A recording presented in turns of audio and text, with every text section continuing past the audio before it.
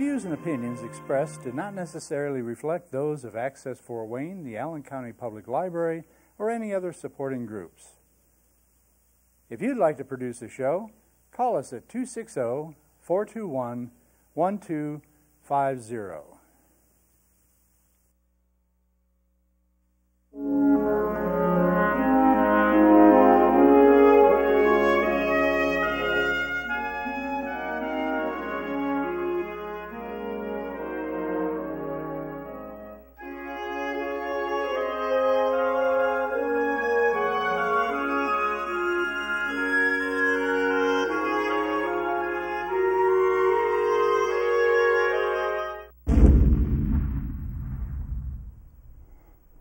Hello, and welcome to the American Veteran.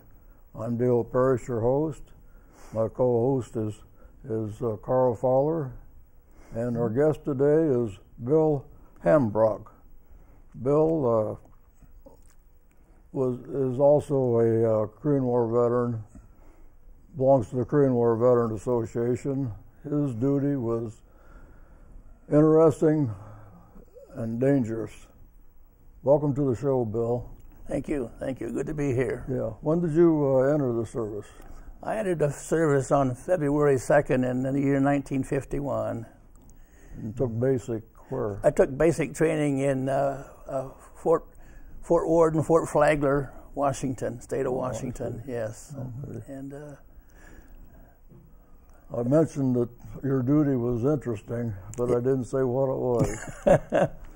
Well, my duty ended up being we were assigned to Camp Desert Rock in Las Vegas, Nevada. We were assigned there 1st of December in the year 1951. And my company was an E company, and it was the whole company, 200 men of us. Plus, they sent some headquarters people with us, of course. But our object was to winterize the camp and to do construction on new buildings, put in roads, put in water lines, put in sewage, and just build the camp up. And was the camp there before? In other words, you didn't construct a new camp, did you? You just there was some camp there originally, and we expanded on the camp is what we did. Yes, and being the first ground troops to be participating in the tests and actually walking up to ground zero, we also were responsible for placing equipment at different locations. They progressed closer to the bomb site or detonation site as they placed them in place there, so they could tell the different effect. What the damage was, and they took photographs before and after each detonation. So, nuclear weapons. It was nuclear weapons. Right. It was the.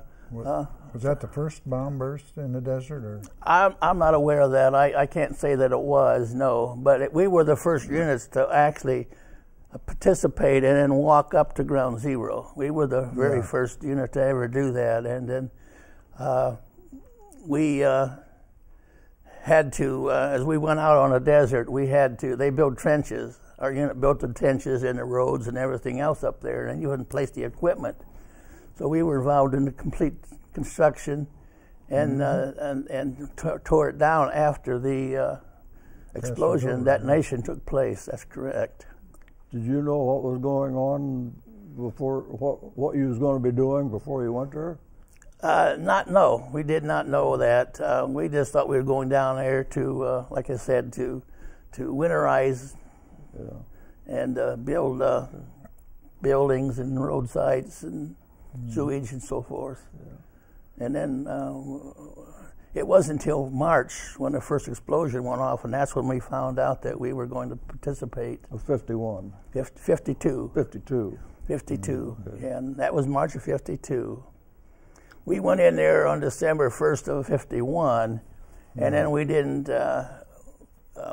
leave there until everybody got discharged in 53.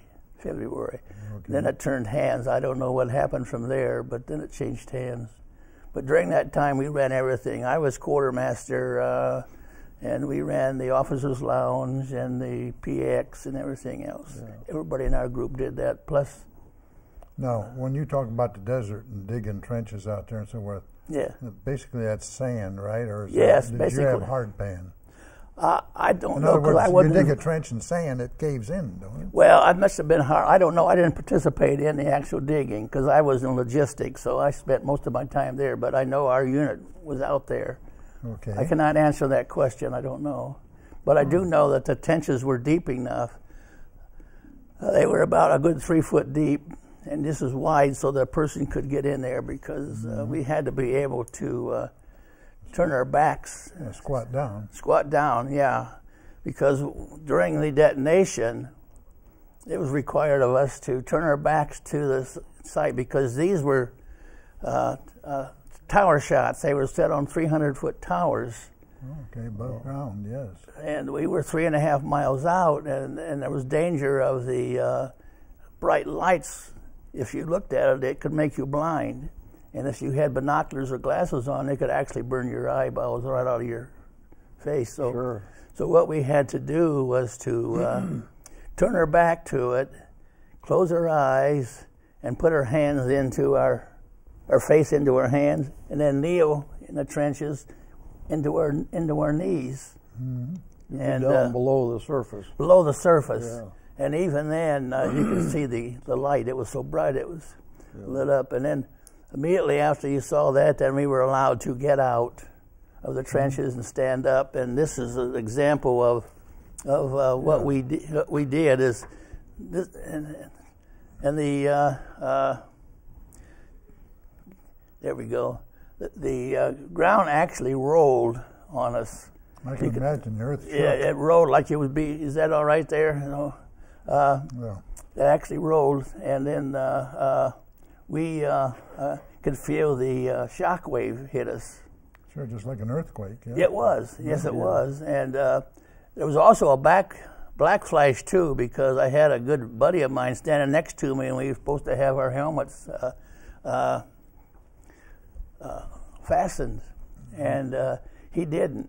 And it took his helmet, took it off, and as he went to turn around to grab it, come back and hit him in the chest. So there was kind of a boom, boom like this type of thing out there. Yeah. It was quite destructive. Yeah. They even had telephone posts that we constructed out there for the wiring and light, power, that were on fire as far as 2.5 miles out. So there was a lot of heat involved. Oh, yes. Sure. Mm-hmm.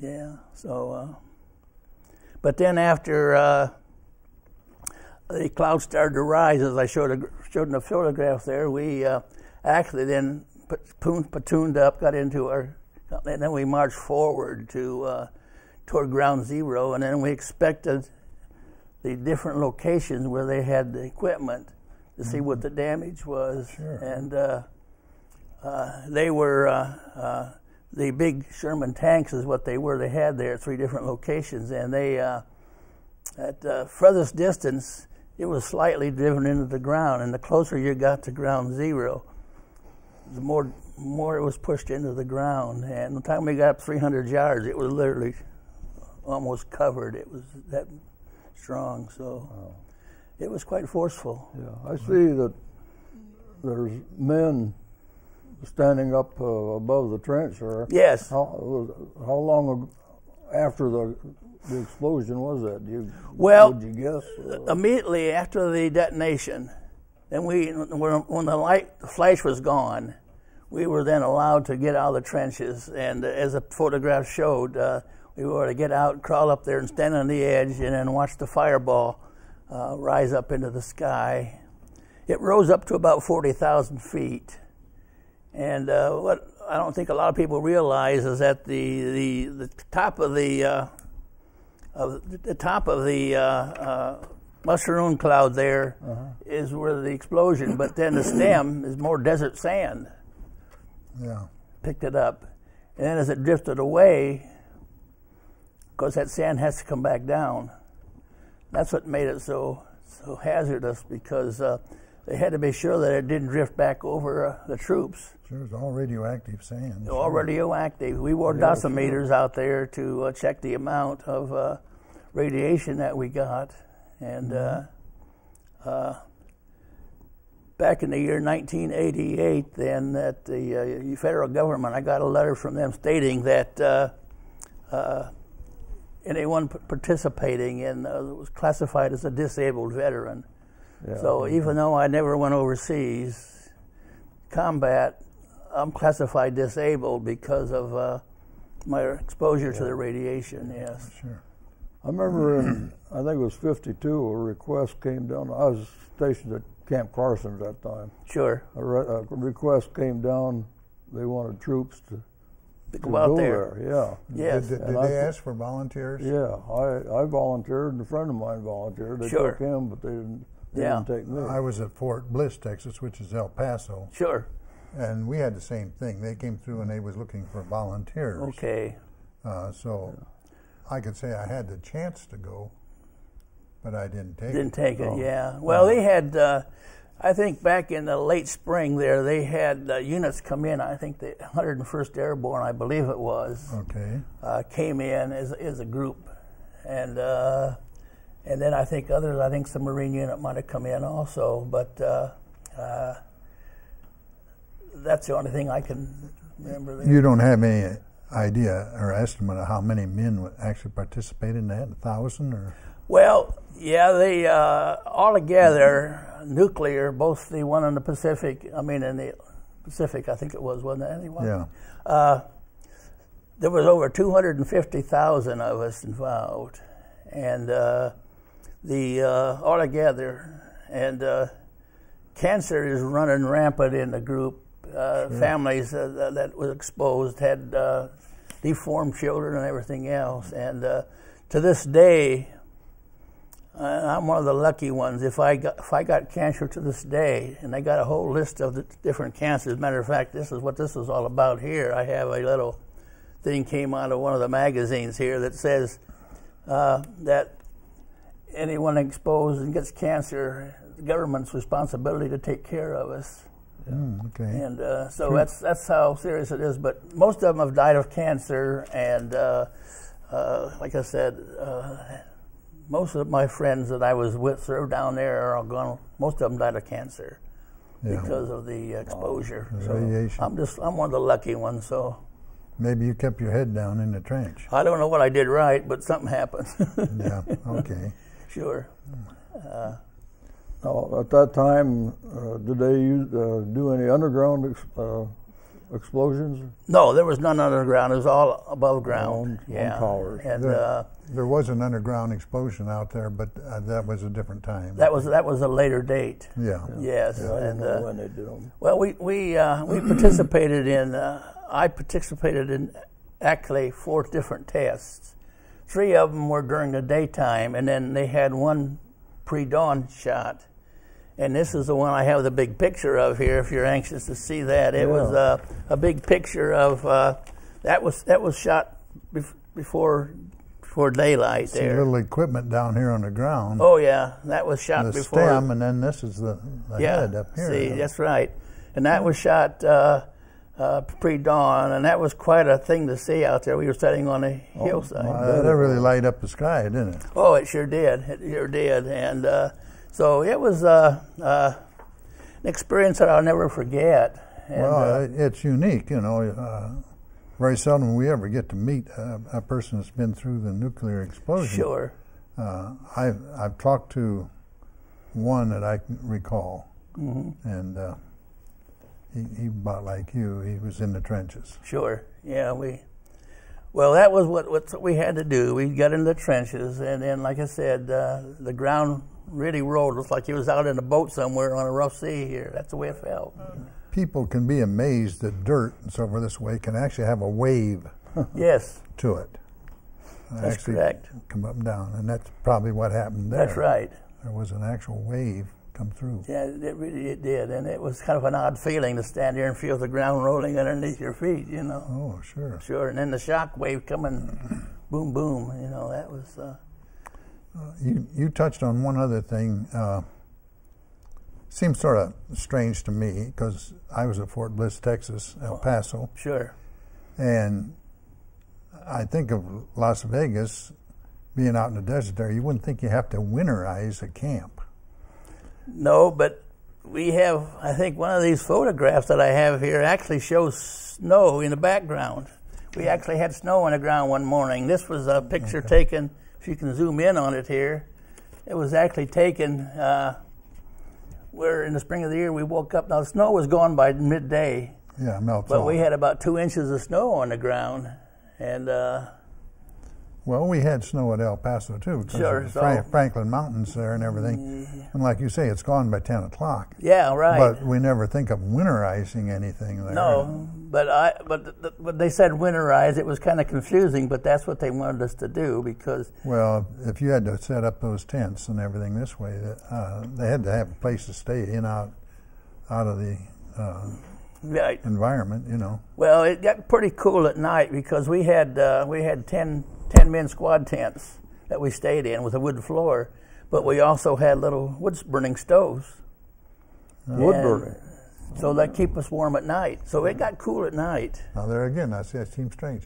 Here you are out in Las Vegas. There's no wood around there for miles. Well, whatever they They brought haul- in, they whatever haul it that was, we wood had in to burn. there. That's right, but they had to bring in fuel for these Sure, stoves. little burners here, and Sure. I figured it'd be them little diesel pop Yeah, bellies little like oil we had stove. in Korea. yeah, a little oil burner, whatever. Anyway, they did have little stoves in there to heat sure. us up and keep us warm. Well, it got cold there in El Paso at night Yeah, too. well, yeah. Desert, because the sand doesn't hold the heat. No, it don't. It don't. Doesn't hold the heat at no, all. that's right. So when the sun goes down, it starts cooling off right now. And people don't right. realize that in the desert. You think you can lay out on the ground and just Yeah, be perfect, Yeah. but Yeah. it gets cold. that's right. It does. Think back to the cowboys. They always had their saddle. They put their head on, but they always had their blankets. Yeah. And you think, well, people down south that way don't need that stuff, but they Well, do. They well, do. you know, They that's need the it. funniest thing because there were 200 of us for maybe 3 or 4 months there before all the troops started coming in. Sure. And they had the Air Force base out there, which is Nullis, which is big. But we discovered that we were a special unit in their eyes out there because of what we were doing. And we go into town wearing our uniform, and people in Vegas at that time, they just took a hold of us like we were long lost relatives. Yeah. And the city was ours. And I mean, it would be not uncommon to be in one of these places and have somebody walk up to you and say, "Here, soldier, here's $50, and go out and enjoy yourself." Oh, be darned. And the hotels at that time out on the strip, for the soldier of the week, they gave a complete weekend pass to stay there, and Good-hearted people, right? out they there were in they were Vegas, very yeah. good-hearted people, and they treated us like royalty. So we, like I said, we go in town in our uniform, and they just we couldn't Took do charge anything of you, wrong. yeah, So yeah. that, of course, that changed though as the more and more troops came in. That kind of They changed. got used to. Yeah, yes, Yeah. but To them, there's too many troops. too many of us. Yeah. But for about 3 or 4 months, being just 200 of us there, we more or less had the city in our hands. Yeah. You had to have been a lot of miles from Las Vegas. Oh yeah, the site. Yeah. The site was probably about, I think, 80 to 90 miles out north. It's out there about where Camp 51 is. Yeah. In that same Yeah, area. Okay. I had gone out there several years ago because I had a cousin lived there, and I drove up to the area up there where we were, and all they had was a stake in the ground and a little guard shack, which I didn't see. And I got out of the car and walked up, and I was approached by security. Wanted to know what I was doing there. And I said to them, well, I said, I was stationed here in 52. I don't make any difference, just get out of here. So they didn't want anybody. But the military site, as we had built it, was all gone. It was all desert and Yeah. everything. They tore everything down. And so, but I think that That was about where Camp 51 is right now that they talk about, same area. Do you think that guard said that to you because of possible radiation still being there? It's very possible. It's very possible. He wouldn't have any other reason, would he? Well, enough security. You know, being Camp 51 out there, maybe they don't want us. Yeah, well, around that. Yeah, sure. see, so I don't know. A lot of this is speculation on my part, but I just have to assume that because Camp 51 is where they claim those UFO. Yeah, that's in the same area. Same area sure. out there. Sure, understand. Sure. Mm-hmm. Now you said that column is sand. It had to have left a big hole in the ground. No, it didn't. It was on a concrete base, and they had what they had done is they had built a metal tower up at 300 feet, and the base was still there. But there was no sign at all of the tower itself. Tower. It was completely disintegrated. Huh. But it was no hole. It was a concrete base they had here. How deep it was, how thick, I don't have any idea. But it had to have been out. Pretty good size. Yes. Because see, the tower was 300 foot. You'd have They to had to have a stabilize good, that. good understanding there. That's right. Yeah. So, yeah. But we actually, I was actually up. Right at ground zero there. I don't know. We didn't. Like I said, our unit was not too constrictive, you know. So sure. we kind of drifted around itself. But I went up to look at the concrete pad. That's how come I knew what it was. Did they have Geiger counters then? No, they had dosimeters. We wore in our lapel and in our shirt pocket. And as we came back in to reassemble to get on our trucks to go back to the base, which is several miles, probably 15 miles or so from the explosion site. Then we just turned them in. Those turned pink, I guess it is, with radiation? I guess they did, because I don't know mine. I didn't look at mine. I just know that when I walked back in there, they just said, here, take it back. And yeah, they did that. And the deeper the pink, why the more radiation. Yeah. Sure. I think a couple of the people were pulled out and they had to take a shower, and they completely disrobed and threw the clothes away and showered. I was going to say, give them different uniforms. They did. That's right, they did. But was they all wearing fatigues mostly? Yeah, just work uniform. Sure, fatigues. Work uniform out there, because that's what we basically were, is a work detail. Sure. And but it was an experience that I won't forget. And at the time we went in there, though, it was kind of enjoyable because we didn't know what we were getting into. You know, we had no idea what it was all about. We just said, You're doing your duty. You're doing what they told you to do. That's exactly what we were doing our duty. Yeah. So. Say, here, go there and do that, and that's what you do. You go there and you do that. You take orders, otherwise you get in the doghouse. Right. So, but I can't complain about my military duty, because like I said, it was well, the enjoyable one. The pictures you show are kind of unique, and so forth, and so you've had a unique experience. Yes, it is. It isn't one I would want, but well, I think you should get lots of gratitude from the people and so forth that having served, and done your duty. Well, there's gratification in it. Like I said, I don't know if I'd want to go through it again because of the dangers of the radiation there, but and like I said, I might have said earlier that we were the first ground unit to go forward to inspect the equipment and ground zero. So that was quite an honor, too. They gave us a diploma here that we all received after we left there and got discharged. And it was a diploma on, they said, our service out there in Camp Desert Rock and all the different things on it. So it was quite an honor here. And you ought to have that framed. I was just going to say, I'm surprised you carry it around this way. I'd put that in a frame. I'd put it right up on the wall. Well, I thought about doing that. I've got a book at home full of all the pictures. I've got millions of pictures out there that I took when we were out there, and we were able to spend a lot of time on weekends when we were off duty. There was about half a dozen of us. We'd check a weapons carrier out of the depot out there, and then we'd go out and spend a couple of days out of Death Valley. Go out to all the abandoned gold mines, we even found an old house out there that was built a bottle house, glass house out there in the desert. So we was able to spend time out in Death Valley and have a lot of good experiences out there. And so it was, like I said, it was not rough duty. It was just so enjoyable, but dangerous. Yes, you found out later it was dangerous. That's correct. That's correct, because we didn't know when we walked up to Ground Zero. Didn't realize that the radiation that was. Well, people back then didn't know what radiation really was. No, they didn't.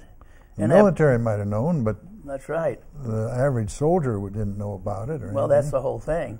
Yeah. See, and we weren't allowed to take pictures. And the photographs that I have, I sent away to Washington, D.C. to the printing office. Okay. And they, at that time, then sent me back these pictures because we were not allowed to take them because it was too much danger of the force. So, but anyway, that's. Well, to take them, you'd have to have been standing up with a camera to. Yes, something. that was a no-no. That's a no-no. Yeah. So, yeah. What was Death Valley like? You said you visited. Oh, I don't know. It's like I said, we were there we went out there in the spring of the year when it wasn't too hot out there, and it was quite enjoyable because, like I said, we saw so many abandoned gold mines.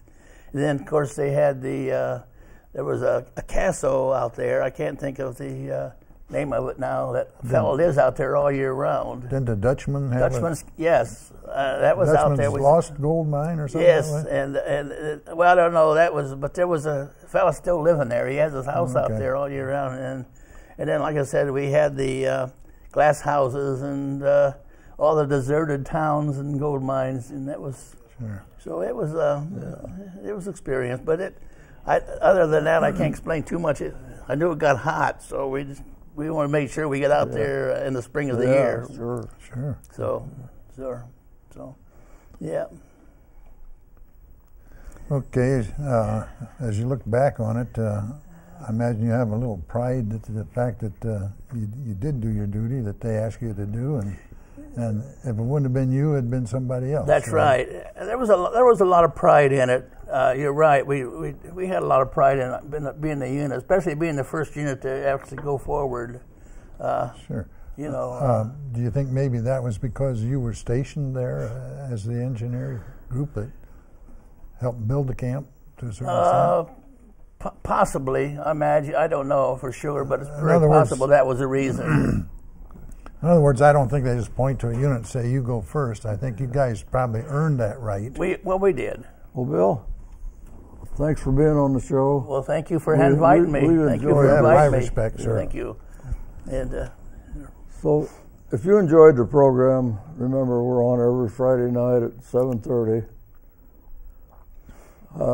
If you see a veteran or somebody that in uniform, just walk up to them, say thank you for your service, and thanks for joining us, and good night.